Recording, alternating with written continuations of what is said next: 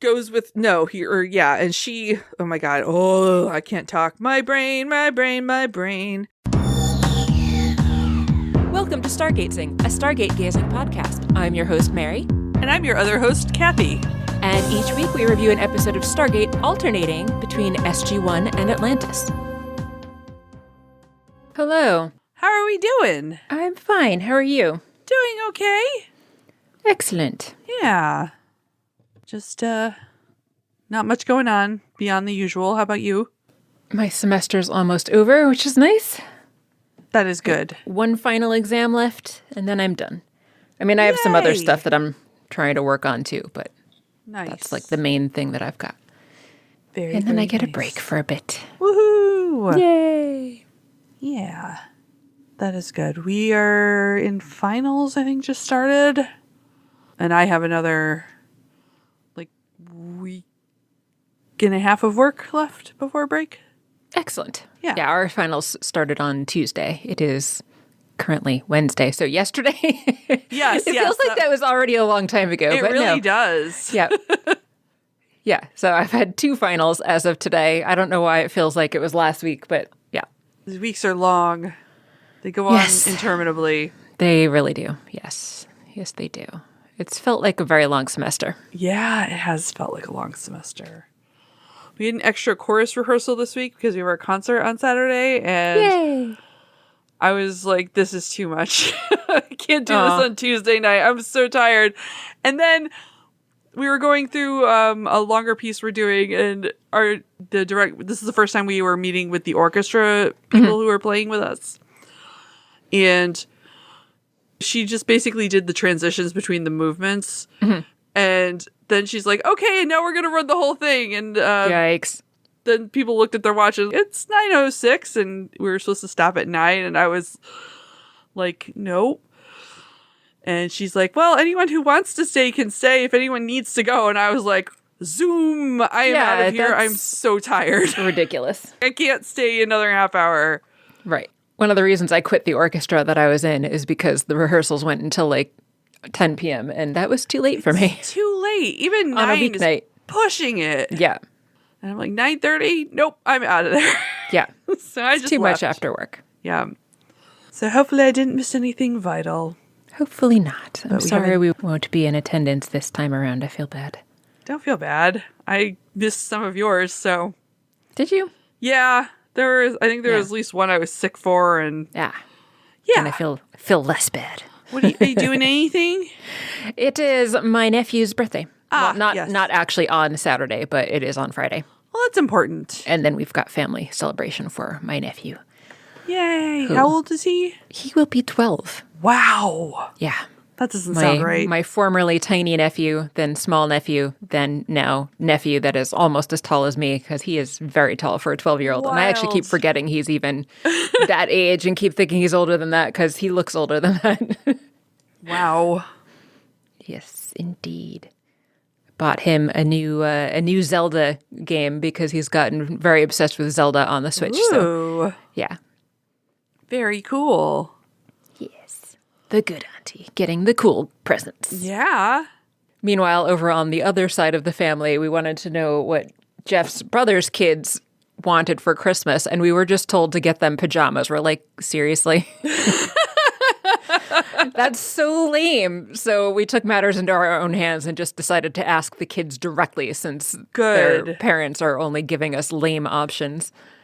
No, it's for parents to get their kids pajamas, not for the cool aunt and uncle. Exactly. Yeah. I mean, like, they don't think we're the cool aunt and uncle because they don't like us, I don't even think. But we still want to try to get them something that is not that lame. Yeah, yeah. I mean, I like getting pajamas, but I'm much older than they are. And yes, when I was their age, I would think that it was probably pretty lame if I was just getting pajamas from various family members for Christmas and or birthday. Agreed. Even grandma handing you a 20 is way better than that. Right? Yeah, exactly. We at least gave the nephew, whose birthday was also this week, a gift card for Apple, but... Then he can get what he wants. Exactly. It's amazing. That's still better than just pajamas from your own uncle. I know. But, they never respond to our messages, so who knows if they'll even tell us, in which case we'll probably give them something even more lame than pajamas. I don't know what it would be. Maybe just a bunch of socks and underwear. I haven't bought anybody anything. I don't know what I'm doing. We haven't even started shopping for anything for Christmas, although we've been doing charity donations for the vast majority of the adults in the family instead, because everyone can afford to get whatever they want on that part of the family. And for much of Jeff and my history together, we've actually had less money than much of his family. So we're like, well, this is stupid that we're spending what little money we have to get them stuff they could buy themselves. So let's just give it to charity instead. For because sure. Then people that need it more than them are going to get it. So we've just kept that up. Nice. Mostly. But we still like to get stuff for the children and the family. Yeah. Well, my brother forced my hand and already got me something, so I have to get him something. I do have to get something for my mom and my sister. That is really the only relative. Well, the kids, my mom, my sister are like the primary relatives that we get stuff for. But then all the more extended family gets a big family donation. Yeah. To a bunch of different places that are all relevant to things that are important to family members. Yeah. Yeah. But again, haven't started that yet. So that's a problem for future me. That's a problem for after the end of semester me. Yeah. I don't know when that's a problem for me yet. Maybe like Christmas Eve. Yeah. You know who else Christmas shopping isn't a problem for right now? Who's that? Especially Sam, but really all of them. Sam could really use a good doctor. Yes, Sam has much more important Christmas. things to worry about, such as not dying in this one. Yes. What is this episode that we're talking about today? This is Stargate SG1, Season 10, Episode 12, Line in the Sand. Who drew a line in the sand? I don't know. There wasn't really any lines or any sand. No. It didn't make any sense. I was a little confused about the title. Yeah, no, it didn't make any sense in this context. No. We start in the gate room. SG1 is coming on home. Except for Daniel, of course, because he was captured by Adria, and we don't see him at all this episode. No, we do not. That is so extremely unhelpful. Landry greets them, asks them how it went, whatever it is, and Mitchell says, absolutely incredible, you can forget about the Ori. Sam did great. Teal'c agrees. The performance of the device did exceed all expectations. Mitchell says they'll be able to hide anything they want. Troops, ships, planets. Sam is like, whoa, guys, maybe slow down a little bit. Not sure we're ready for something so big. But maybe a test. And Landry's like, cool, I've got just the thing. So they all convene in the briefing room. Along with Reynolds. I can't remember the last time we've seen Reynolds, but I was glad to see Reynolds. I have no idea. I actually couldn't even remember his name because it's been so long since we've seen him. I was like, it's that guy. We haven't seen him in forever. No idea. I hope the transcript tells me. And it does. Nice. I looked it up today. He's in 18 SG1 episodes. And I think we're very front-end heavy in those, or at least like early middle seasons. Like, I don't know. Yeah. When was he around? I feel like season 3, season 4 maybe. I mean, it's also 18 episodes of a 10-season series where there's 20 plus episodes a season. So it's a little bit. 24 of them, most seasons. Indeed. So Reynolds is there. Yeah. Landry lets SG1 know that Reynolds has been conducting recon on a planet while they're trying to track Ori activity, and Reynolds reports that 4 hours ago, so not that long ago, the people of this planet got a prior visit. Yay. The prior demanded they build something, and they show a picture of what it is, and it is in fact the thing that Vala was burned on that time when she was stuck in the Ori galaxy. I totally didn't get what that was. I thought it was a spaceship or something. Well, at first I did, but then Vala started talking about that, and I don't know how I managed to miss that. yeah. Vala explains for the rest of them what it is and what it does. She does not talk about her own traumatic experience with it. She doesn't need I don't know to. How I managed to miss that. I just blanked out. You were too busy trying to remember Reynolds' name. Probably. The prior has given this village 3 days to build this thing. The people of the town are not so keen on this. Well, I'll ask him, but I don't think he'll be very keen. He's already got one, you see? They do not want to go back to being under the thumb of false gods because they were already under the gold and they've been there, done that. So they would like the help of the SGC. And Vala's like, oh, I get it. You want to use Sam's new contraption. And Sam's like, wait a minute. It's not mine. That's Merlin's. So we're talking about the phase shifty device that hid, was it Daniel that one time? Or Mitchell and Daniel? Yeah, whoever it was. Threw them out of phase. Sam doesn't think this is the appropriate test of this device. She thinks this is a little bit maybe too big, probably also too high stakes. But Landry is like, no, actually, that's exactly what I want to do. We think everything looks great, and it's time to put it in the field. Vala is completely on board with this, even though you should probably listen to the scientist in charge of the project maybe a little bit. Probably. But no, he's just like, great, Vala's on board, we're doing this. And Vala is like, hey, we got a village to save. And then it's credits. So is this device the whole thing that they've been trying to find? Or is this something else, like a bonus instructions for how to make this device on top of weapon? Or is this, in fact, the weapon that they've been This is not the weapon. This is for? that Okay. keyboard thing that Mitchell and whoever got phased out of that. No, I know, but my impression was that just the secrets of Merlin was just how to make a much bigger version of it. I didn't think they got any secrets from Merlin. I thought Sam just Sammed away to make it work.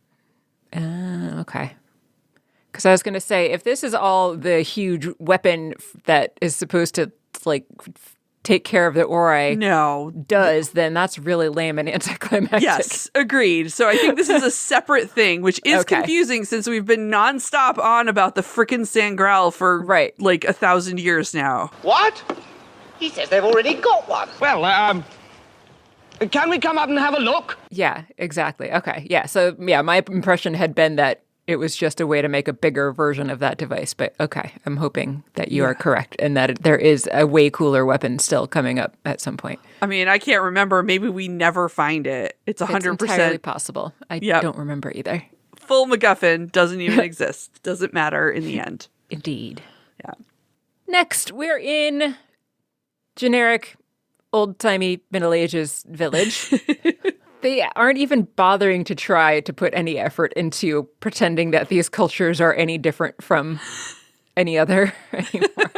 They don't have time for culture. Yeah, I guess not. Someone named Thelana comes up to greet the team as they come in, the team including Reynolds and a few other people, so it's SG1 and a bunch of other support, in fact. She is very grateful that they came to their aid. She seems to be the one in charge of this village. At least she's the person that they are dealing with the most throughout this.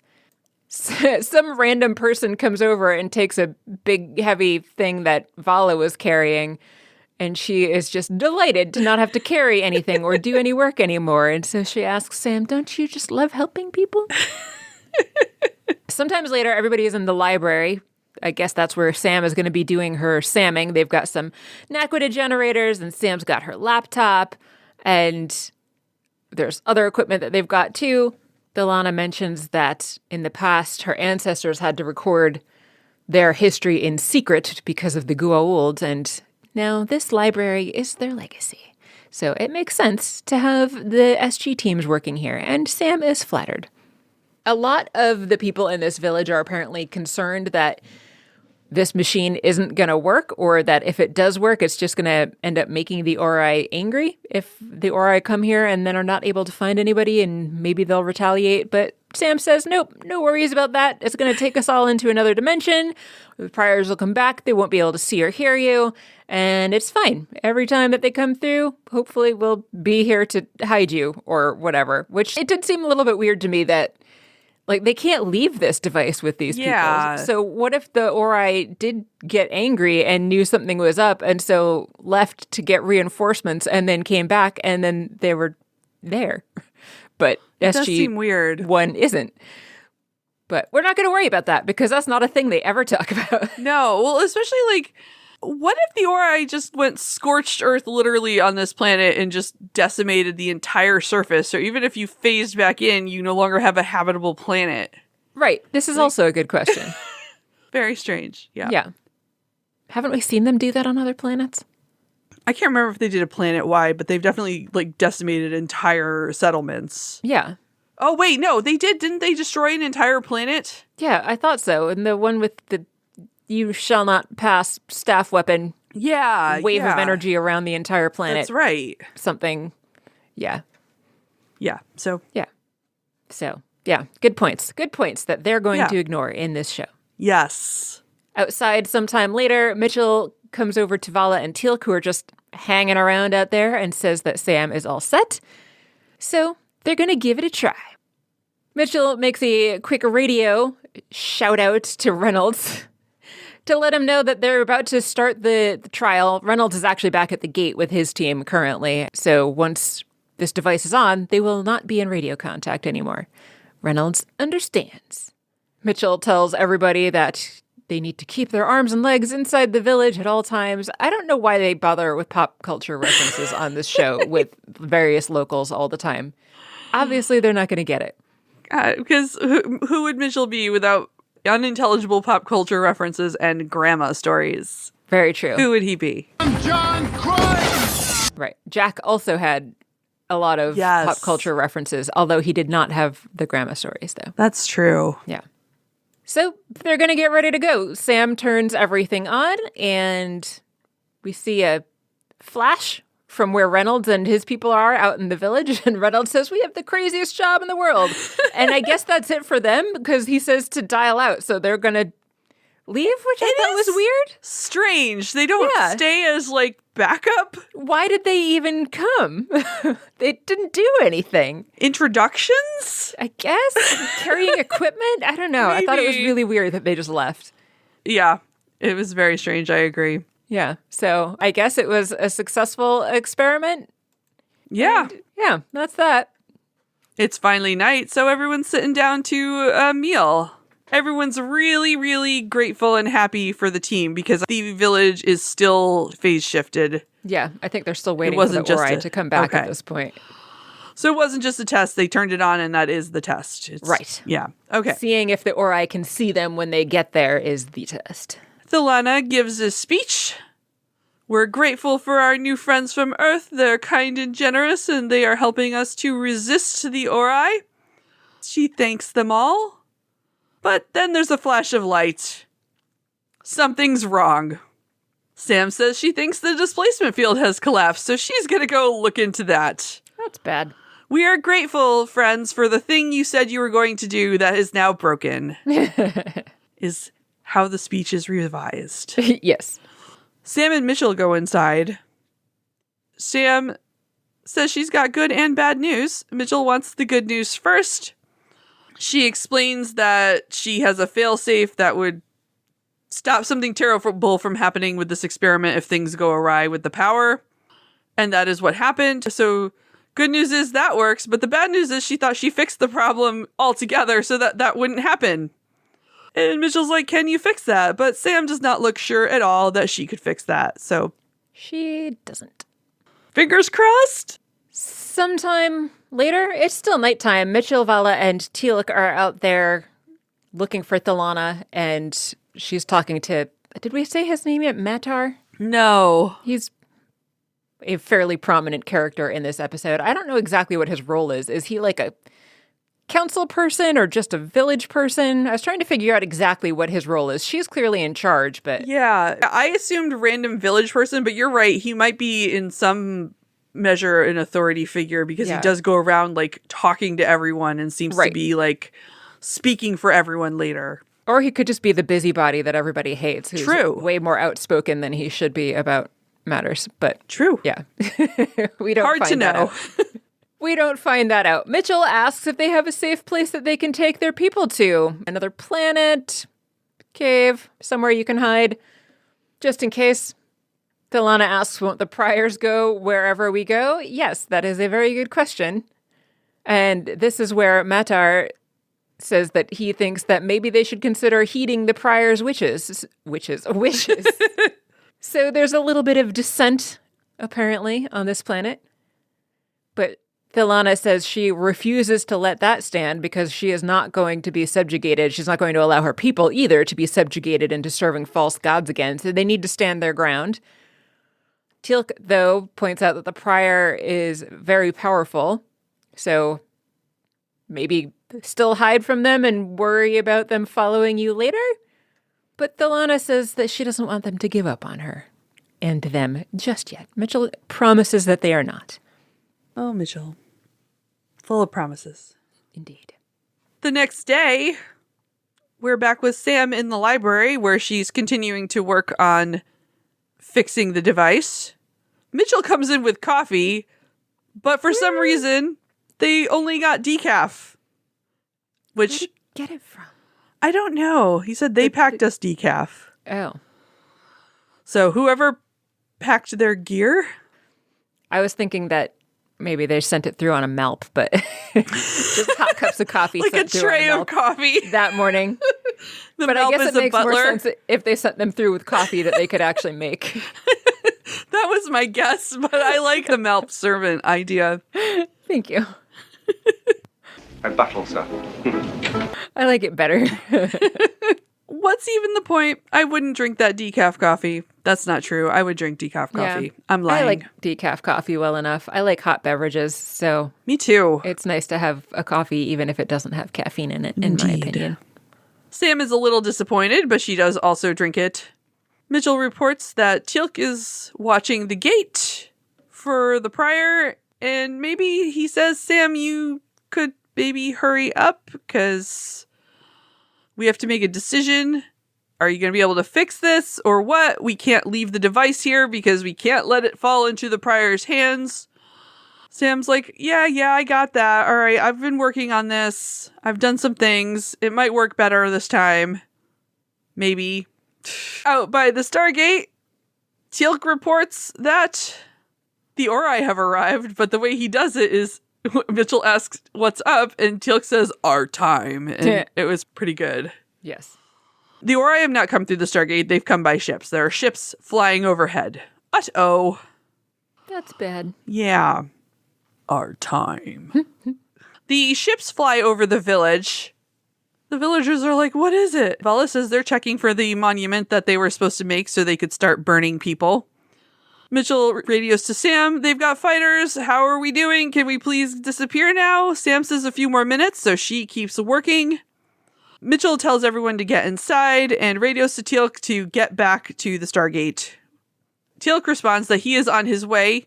He starts to head back, but he's stopped because one of the fighters drops down a ring platform and Ori soldiers start ringing onto the planet. Uh-oh. I thought it was weird that they just thunk it down the way I know. This massive stone platform. But also I was wondering why they needed to do that. Do their rings work differently than Jaffa rings do? Because we've definitely seen them ring in and out of places that did not have rings. Yes, it is never fully answered on what the deal is with the rings. No, it isn't. And I know we've debated this for a long time. Yeah. And I feel like, I don't know, last season or something, we finally decided that you don't need to have actual rings on the other side necessarily because they were like in a field or something that they got ringed down to. Maybe the Ori don't like the platformless rings. Maybe. I don't know. But they start coming in, so Teal'c informs Mitchell that that is happening. Back in the village, they've got a bunch of guns. Mitchell's gonna hand them out to the villagers. I don't know why he even bothers to ask them if they've ever fired a gun before, because this is not a society that has firearms yet. He makes it sound way more simple than it is. Not that it's that hard to pull a trigger, but he doesn't say anything about like needing to stabilize yourself. He doesn't tell them anything about stance or muscle discipline. That sounded like muscle discipline. It meant it was supposed to be muzzle. Discipline about not putting your finger on the trigger until you plan to squeeze it. Doesn't warn them anything about kickback. All he said was point it that way and squeeze that. That was literally all the instructions he gave them. That's bad instructions, Mitchell. It's the better off dead way of instructing people to ski. Exactly. But with guns. Yes, it is the equivalent of the Better Off Dead instructions for skiing. Exactly. I'll tell you what to do. Go that way. Really fast. If something gets in your way, turn. So, yeah, what could possibly go wrong? Everybody gets a gun now. And we see Matar looking at his, just a little confused. Yep. Holding it up. Thankfully not pointing it at his own face the way that Daniel has the tendency to do with flashlights. Yes. Somewhere out in the woods, Teal'c is waiting for some soldiers to ring in. He's still hanging out where the big platform is. And as soon as they come in, he starts firing on them. And he does hit a bunch of them, but not all of them. And so they start firing back with, I don't know, like laser guns or something. Yeah, I don't know exactly what their weapons are. Have we seen these before? Maybe. I don't know. They're not quite Zat guns either. They're really kind of a laser gun like we see in like a blaster from Star Wars, I feel like. Yeah, there hasn't been a lot of Ori ground troop fighting yet in this show. True. It's been mostly like prior weapon magic and True. Yeah. A few. I think they shot some people in the bar in the last two-parter. But yeah, anyway, unimportant. Yeah. So they've got their firefight going on out there. And meanwhile, in the village, there's a bunch of soldiers coming in, and all of the armed villagers start firing on them immediately. I was surprised that not everybody ended up dead at the end of this. Basically, there were so many bullets and so many lasers going back and forth. And a lot of people we did see falling, but I feel like it wasn't nearly as many for how little cover the villagers actually had and how non-existent the cover was that the Ori had. Granted, they had their armor, but I would imagine that a gun is going to go through armor, that kind of armor, pretty well. So, yeah, it just seemed weird to me. That firefight continues for a while. Sam is continuing to work in the library, trying to get the shielding thing to work. I was wondering if she had gotten it to work in the middle, there wouldn't really be any way that she could phase them and the villagers out without phasing the Ori with them. That's so it true. Seemed weird to me that she was still trying so desperately to get the thing to turn on. I guess it would prevent reinforcements. I guess. Yeah, that's true. It would do that. Yeah. But unfortunately, an Ori soldier comes in and he manages to shoot Sam as well as a couple of the generators. So those short out. Sam is not doing so great and she's laying on the floor in pain. Mitchell goes and tries to help her. They do manage to kill the Ori at some point in this process. But Sam has been injured pretty badly. Outside, the firefight continues. However, a bunch of them run out of bullets all at the same time. They were never taught to reload or where to find more bullets. So yeah, yet another bad part of the plan. Yeah. I know it was rushed. They didn't have a lot of time, but maybe they should have done this before the Ori got there, just in case. Yeah. So Vala and a group of them are surrounded and end up having to surrender. In the library, Mitchell and Sam are still hanging out. That's not the right word, because Sam's in a lot of pain. She's not hanging out. No. Mitchell's very concerned about her, though. We hear from outside one of the Ori shout to search the village, and Sam's like, we gotta get out of here now, because they're gonna search us. And Sam says, we cannot because of the device. Mitchell's like, okay, yeah, and he pulls out some C4, and Sam's like, no, we can't destroy it. Mitchell's like, what do you want then? I cannot carry everything and you. So Sam tells him they've got to activate it. She is really hurting too. Yeah. Like she did a really good job of being very, very in pain through this whole thing. She did. Yeah. Abdominal wound of some sort, I suppose is worth mentioning. Yes. Outside, the soldiers are bringing Vala and all the other surviving villagers into the central square. Back inside, Mitchell says that 2 of the generators are fried, but one of them is actually still working, so not all is lost, at least as far as their machine thingy goes. So she tells him how to bypass the 2 that aren't working so that they can hopefully try to get it working. We see one of the armored guys outside looking at the building that they are in, kind of eyeing it suspiciously. And then, after a bit of back and forth, Mitchell is able to get the thing working. But it only manages to make the building disappear. And, of course, them and the device as well. So there's that, at least, I guess. Yeah. The device is safe, and they are also safe. But the guy that was watching the building suspiciously before saw the building disappear. So that's bad. It is. He goes over to Vala and asks why the building disappeared. And she says maybe it was the will of the gods. But according to this guy, all who oppose the Ori shall perish. So I guess he doesn't believe that the building disappearing was the will of the gods because of that? Yeah. Then some other guy comes up. He's wearing a helmet. We don't see his face right away. He's apparently giving orders and tells the first guy to stop and to take Vala elsewhere. Meanwhile, punish the rest. And he takes off his helmet and we find out that it's Tomin. Vala looks a little relieved, but also worried, I guess, that it's Tomin. And apparently Tomin sucks now because he says that once Vala is safe to kill everybody else. So they basically just move Vala off to the side and then shoot everybody that was left there in the village who had been part of the uprising. And of course, Vala is horrified by all of that. Yep. And then she's dragged off out of the village by some soldiers. Stupid Tomin, he's the worst. Yeah, seriously. God. Back in the library, sometime later, Mitchell is trying to bandage Sam up. She's still not doing too great and is clearly in a lot of pain. She was unconscious for a while and asks Mitchell how long she'd been out. He says, not long enough for me to finish this. And so he injects some other stuff in her, which I guess is morphine. They talk about that potentially being later. So she's at least got some good painkillers, but they don't seem to be really helping her a whole lot. No. She asks what's going on outside, and Mitchell says that the shooting has stopped, but the Ori army is in control of everything. Then Sam yells his name because she's horrified to see that a soldier has just walked in behind Mitchell. She scared the crap out of Mitchell, and he was not very pleased about that, but then remembers that he forgot to tell Sam, oh yeah, the device is on, so they can't see us anyway.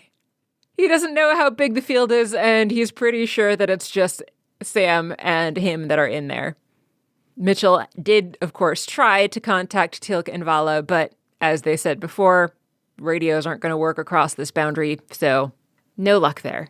I actually thought that was kind of weird. Sam says when he tells her that could mean anything. Yeah, I was actually just about to mention that, because that is a weird response. I'm like, no, it means that you phased out. Like, what? Right. They already told us that before. It's okay. She's injured. Maybe she's not in her right mind, I guess. Maybe. But yeah, that's about it. They're going to hope for the best for Teal'c and Vala. Yeah. And then we are up in an Ori ship. Vala's in a room. Tomin's quarters, it seems like, maybe, or at least quarters that they've given Vala. I'm not sure if they're his or not, but he comes in. Vala is sitting on the bed next to a dress. And when Tomin comes in, he does ask why she's still wearing the clothes of a blasphemer. He'd much rather she put on her pretty dress. Gross. Yes. And she says if she put on the dress and worshiped the Ori, would he stop mass murdering innocent people? A valid question. Indeed. He is not interested in having a discussion with her, so he turns around to leave, but she asks him to stay.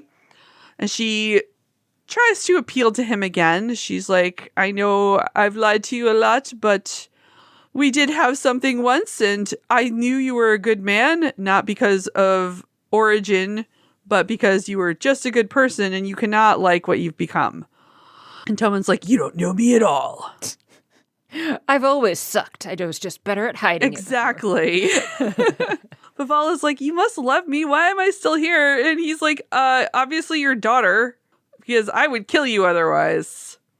And then we find out that Vala's punishment, I'm going to say, is to stay in that room, talk to no one else except for Tomin, and only to be educated in the ways of origin until such time as evil no longer possesses you, he tells her. That does seem like a pretty terrible punishment. It does. Very boring. And Vala's like, I'm not really a school person, so maybe that's not the way to do this. And Tomin reveals, too, he is also being punished in this because he allowed her to deceive him. Oh, yeah. It's all coming together. Gross. Yeah. And that's it. That's what's going to happen. He leaves then because it's not time for the lessons to start yet. She hasn't put on her dress or something. I don't know. Her learning dress? Her learning dress. Her school uniform. Yes. Then we are back at the village. We get a shot of a bunch of Ori guards standing overhead. There's some fighters going by overhead. And inside some building, there's a bunch of villagers there that were not slaughtered, I guess because they didn't actually participate directly in the fighting. That would be my guess. Yeah.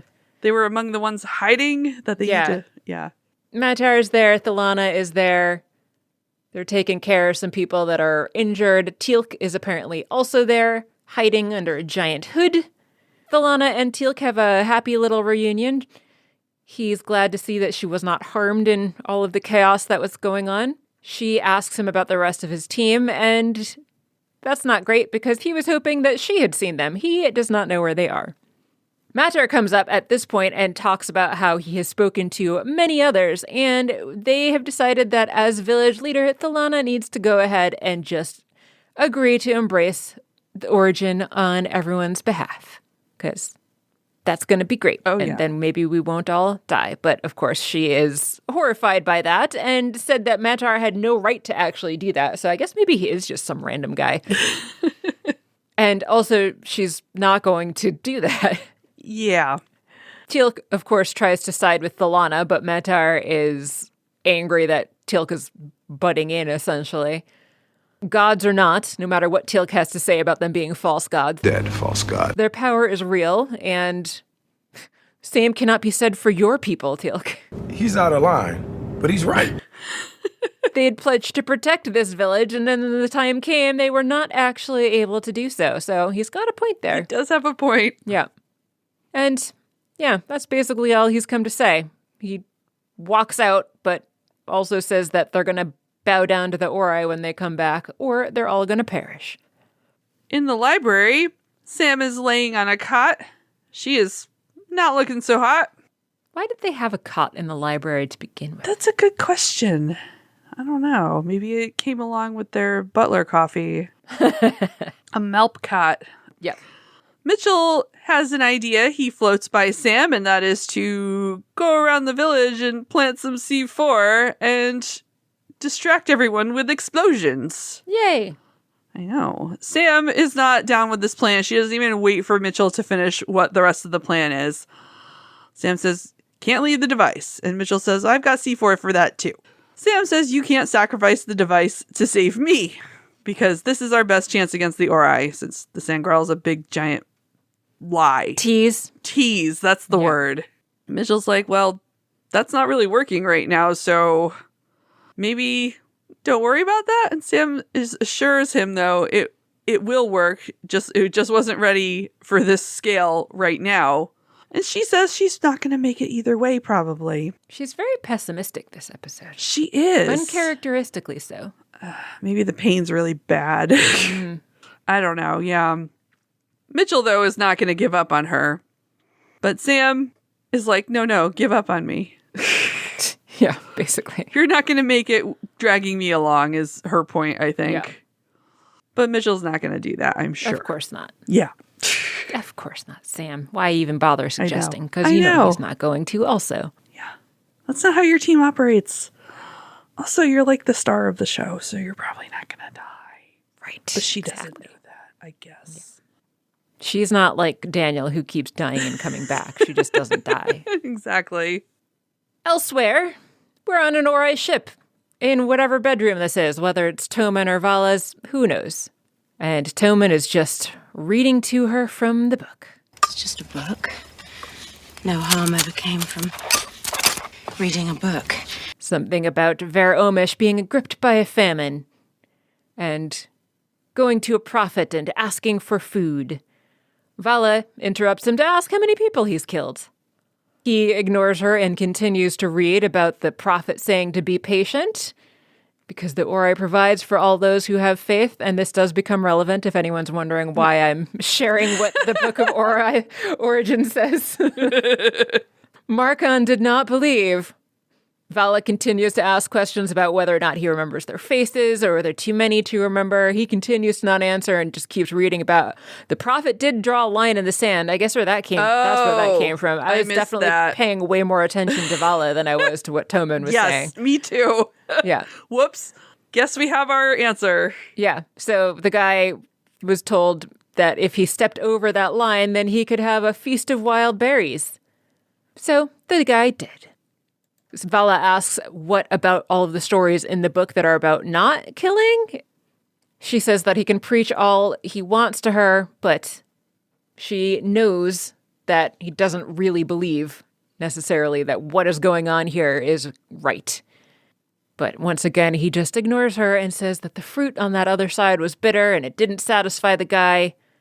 And there was now a big chasm between here and the village.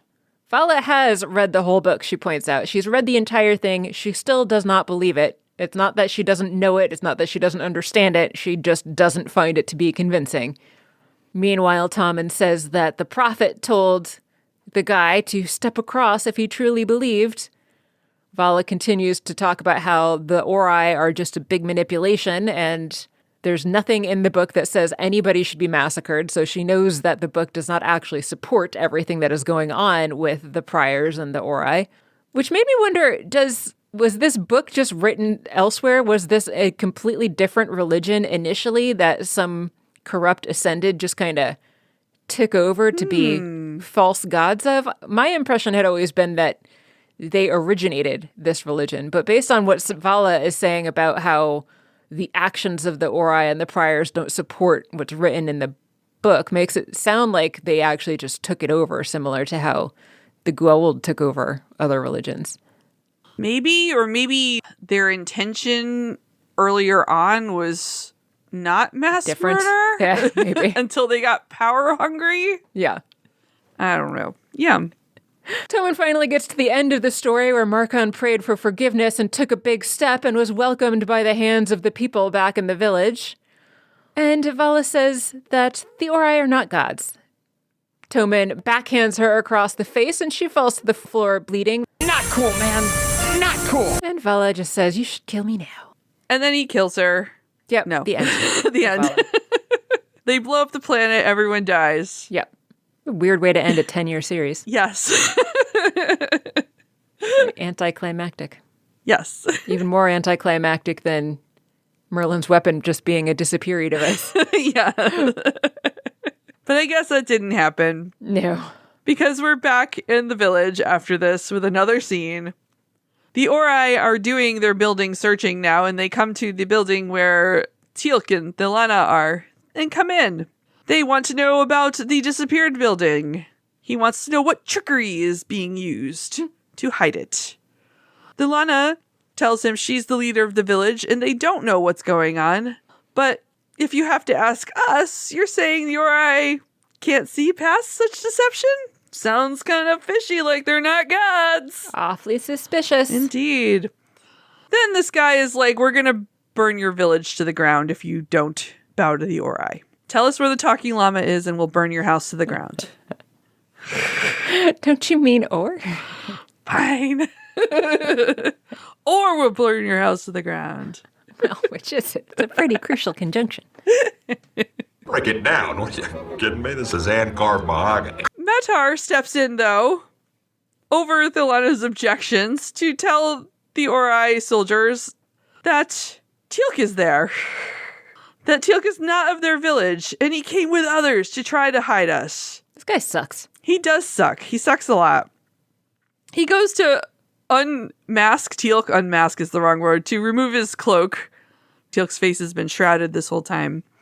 But Teal'c stops him and does it himself because Teal'c's a fucking badass. Indeed. Don't touch Teal'c. Don't touch Teal'c. No touchy.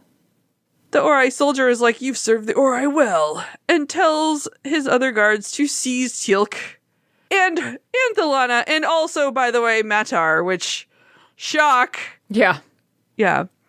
I didn't expect the leopards to eat my face. Exactly. They take them all out of there. Somewhere. To place. Back in the bedroom, Tomin asks Vala to forgive him for striking her. That's not good enough in my opinion, but no. She says that it's nothing compared to the lives that he's mercilessly extinguished, and he can never make up for that, so take that, Tomin. Yeah. Yeah. She says she thought that maybe she could save him, but apparently she's too late, she realizes. And Tomin says it is, and also she's never going to see him again. So he goes to leave, but then Vala asks for one last story. But this time it's going to be her telling him a story. She says a long time ago, people just like you and me evolved over time, and they became so advanced that they were able to ascend to a higher plane of existence. And once they were up there, they realized that if they could get regular people to worship them, they would be more and more powerful. And so they used their advanced knowledge to make more people worship them, but never actually shared that knowledge of ascension with those other people, and instead just made them worship and prostrate in their name. The more prostrating, the more power. So the Ori just use people and throw them away, and Vala knows she's never going to be able to convince Tomin that any of this is true, but she just wants him to know that everything he believes is a lie. And then he just walks out without saying anything. Ugh, the worst. Seriously. It's the worst. Out in the village, a prior has come. It's great. That same one we've seen a few times. Yeah. He demands to be told what they know. That is Teal'c, Thilana, and Matar, who are out there kneeling. He does some prior stuff at Teal'c. It's invisible. Teal'c just kind of falls to the ground unconscious. So he's resisted whatever the prior's doing because the prior does not get any knowledge out of him. Clearly whatever it was very painful. Teal'c looked like he was in agony. Yeah. Whatever it was. Yeah. Matar, that was enough for Matar, though. He's like, please, we were misled. We promise we love the Ori. These outsiders are trying to fool us. Thilana wants him to shut the fuck up, but he goes on. They're ready to embrace Origin. So the prior asks, how do the outsiders conceal themselves? Inside the library, Mitchell is watching all of this happen. It's not looking good. Nope. He turns to Sam. He tells her to wake up. She's not allowed to sleep. She's kind of writhing there. She tells him about a file in her laptop with letters she has to family and friends. The password to it is phishing. She mentions Cassie for the first time in forever, and I've been wondering where she is. Like, who does she stay with now that Fraser's gone? We never find any of that out. How old is she? Is she old enough to be an adult now? Maybe she's in college? Think she would be college age, but, like, she wasn't when Fraser died, though. True. Yeah, I don't know what happened to her. Mitchell is still not hearing this. He doesn't want to hear this downer I'm dying talk. He tries to give her a pep talk where he's like, I already lost Daniel. I can't lose you too. I was like, come on. I rolled my eyes. I know. We all know you didn't actually lose Daniel. Sam then has, I don't know what to call this little speech of hers. She's like, I spent my life dedicated to science, trying to convince people that they believe in false gods in the last 10 years. And I don't think science is going to help me right now. And maybe somewhere, some of those gods. And she trails off. And I'm like, okay, Sam, I know you're dying. Mm-hmm. Then Mitchell gives us some grandma wisdom about seeing God when you can't actually see God. Mitchell, though, said he just nodded when grandma talked until she gives him macaroons. Yum. And I have the opposite. I know. Anyway, he's like, don't give up.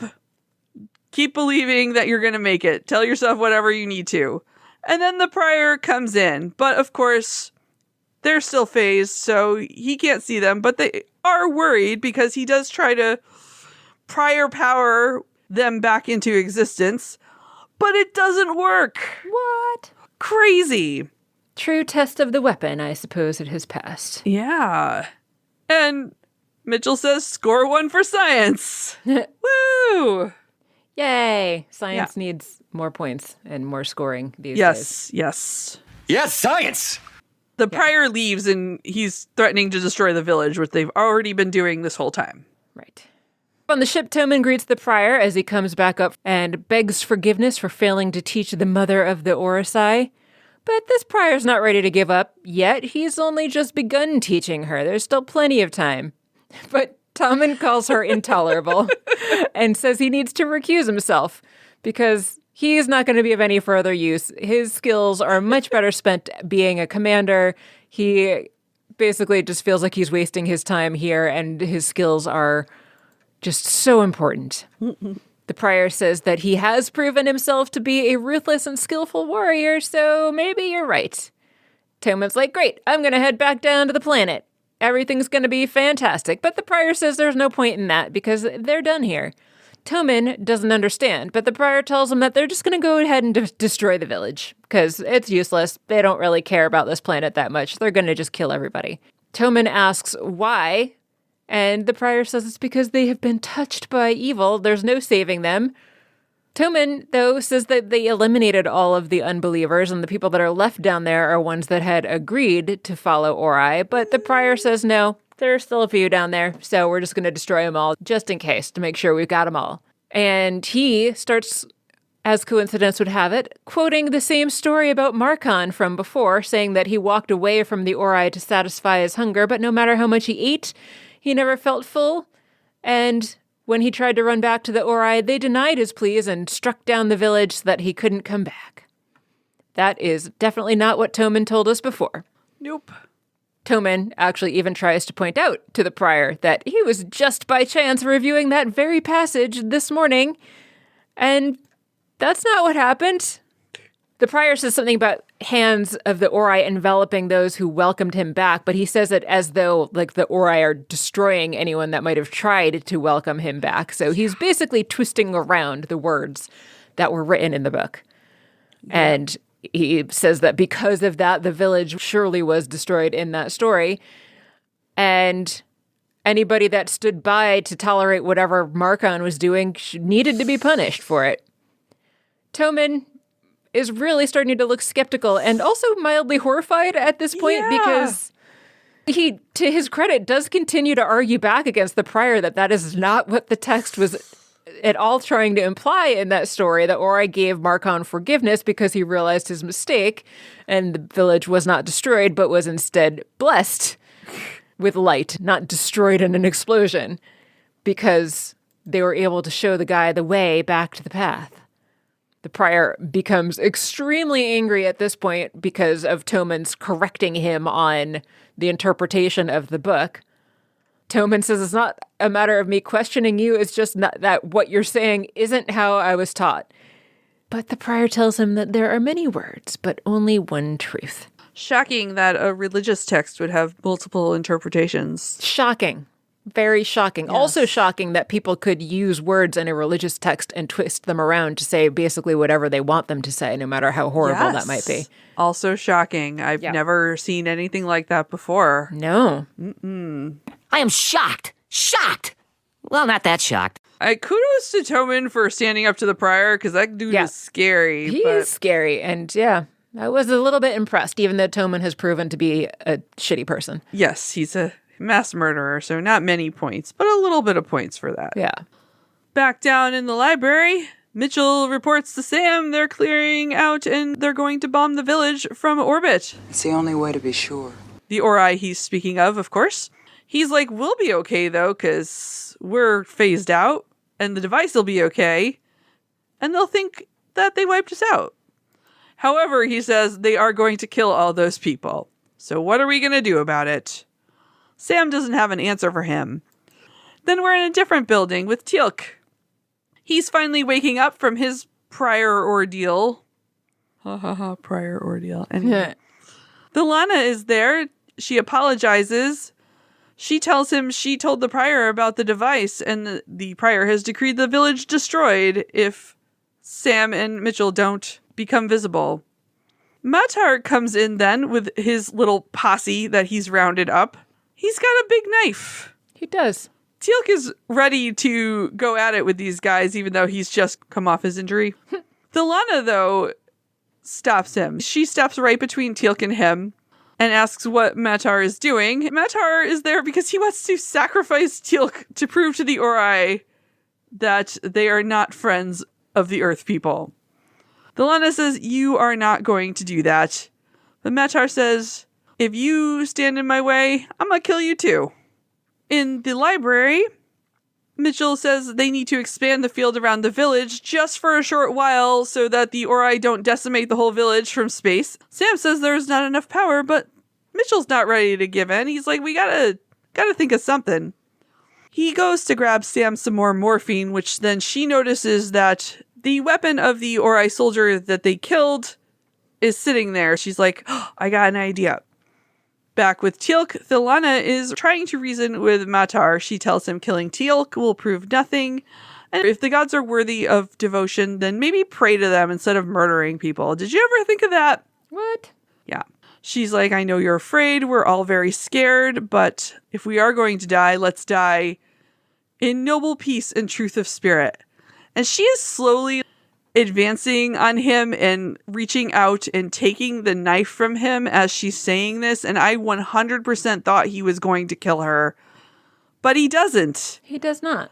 She reaches him and he lets go of the knife. I was very happy that this scene turned out this way. Yeah. I mean, they did show his hand shaking, so I was hoping that he was coming around to what she was saying. But yeah, it was a little bit iffy how that confrontation was going to end for sure, right up until she grabbed his hand. And not even grabbed it, but just gently placed her hand on his. Yeah. Whew. It was a tense during that scene. Yes, it was. And then we're back in a bedroom somewhere on some Ori ship. Vala is asleep. Tomin comes in and sits with her. So, of course, that wakes her up. And he asks why her friends aren't showing themselves on the planet. Why are they hiding in a building on the planet's surface? The Prior is going to destroy the entire village because of them, and hundreds of people are going to die. So, why?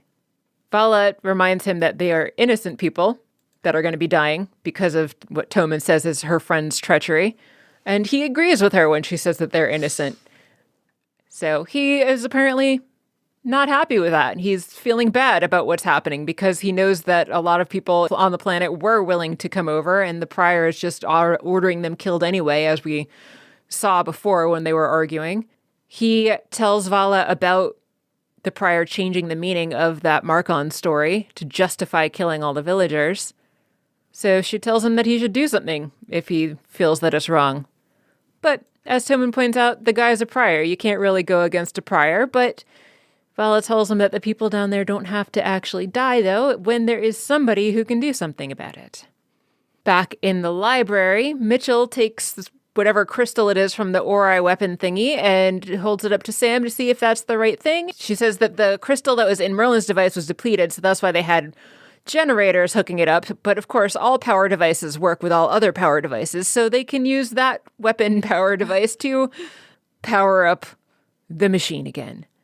The ancient and Ori technology are similar, so they can make it at least work for a short time. Very, very convenient. Yes. Oh, how convenient. So she tells Mitchell what he needs to do in order to make the whole thing work. But she's interrupted by pain as she's doing that. However, when Mitchell offers her some more morphine, she declines because she's got more stuff that she needs to tell him, and she needs to make sure that she can make sense. Up on the Ori ship, Tomin goes to see the Prior again. He says he's still troubled and that they are in error. He again pleads for the villagers who have expressed an interest in Origin. And do the Ori not want these new followers? And the Prior says he's disappointed in Tomin. What are you doing questioning the will of the Ori? He says, or is that believer under your tutelage corrupted you? Tomin says he is not questioning the will of the Ori. He's questioning the Prior's interpretation of their words. He does not believe the Book of Origin promotes mass murder of innocent people. And he's not going to stand for this. While this doctrine of goodwill and faith is twisted and used to beat down people.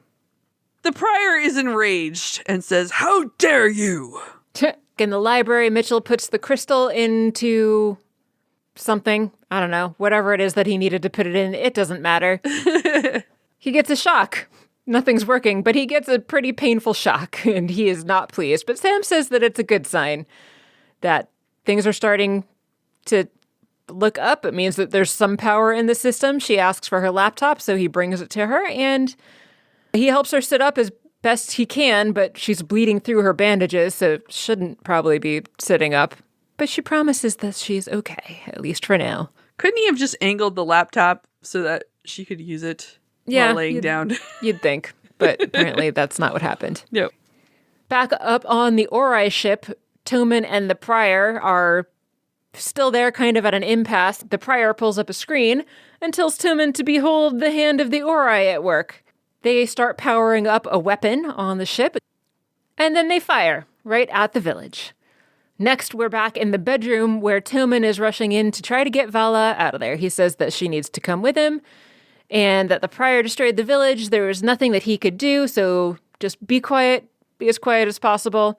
He rushes her over to the ring room and says that their ship is about to break orbit. They're going to be getting out of here, and Tomin's probably going to get killed for helping Vala escape, but he's going to send her down to the planet because he doesn't want them killing her if she's still stuck up on the ship. And he also tells Vala that she was right when she said that he still loved her, and he does.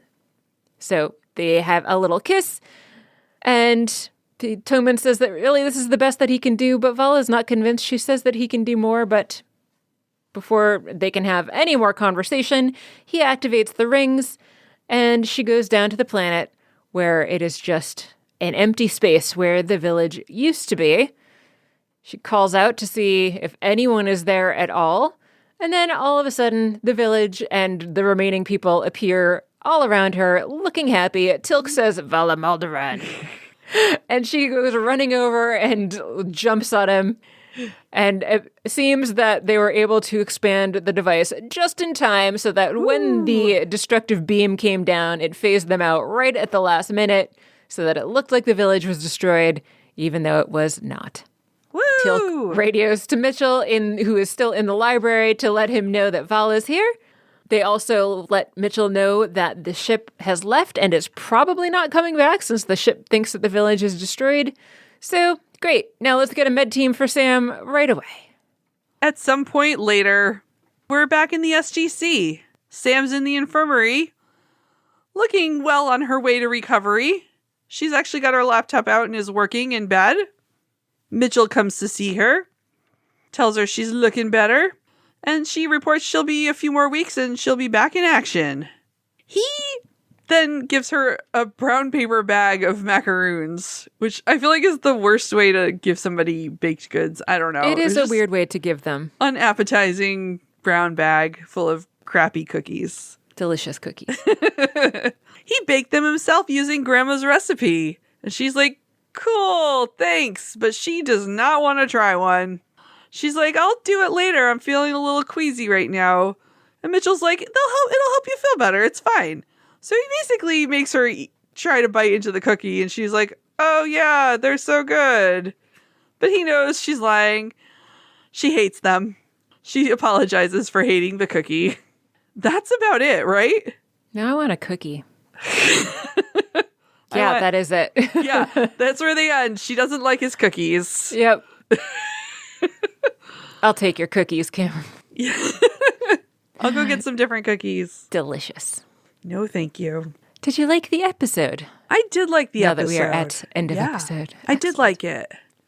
I thought the scenes with Vala and Tomin were really good. It was a really good Vala episode. Tomin's irredeemable even if he changes sides. I'm just going to throw that out there because he's a mass murderer. But I'm glad to see Vala was able to reach him anyway so she could at least be saved. Yeah.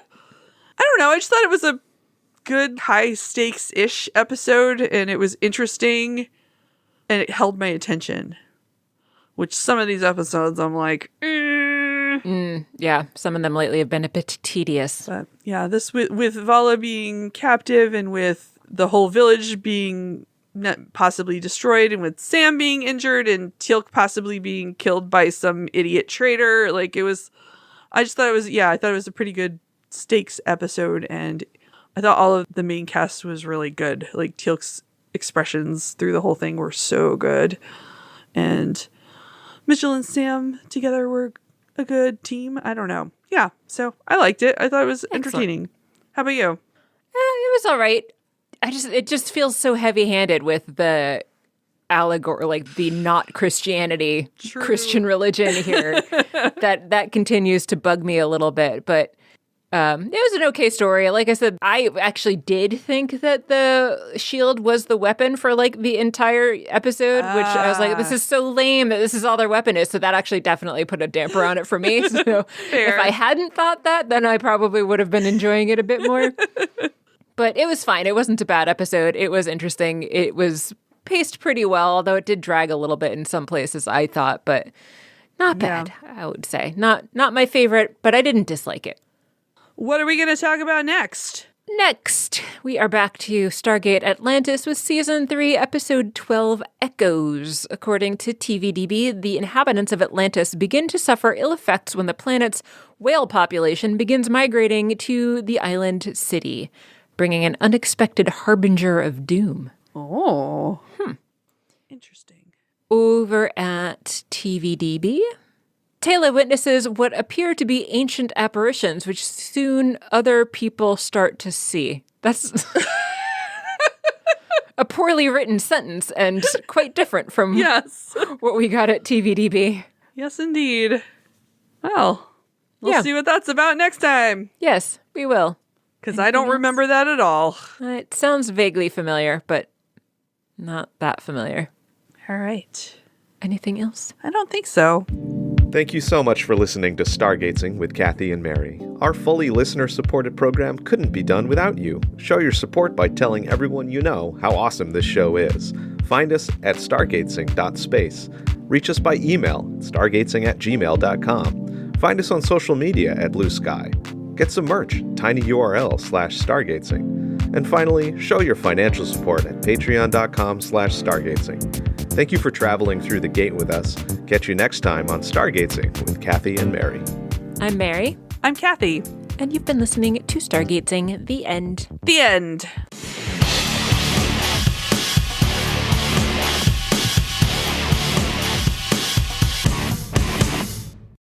Safe detonation I cannot talk anymore all of a sudden. And they've got to resort to evasive I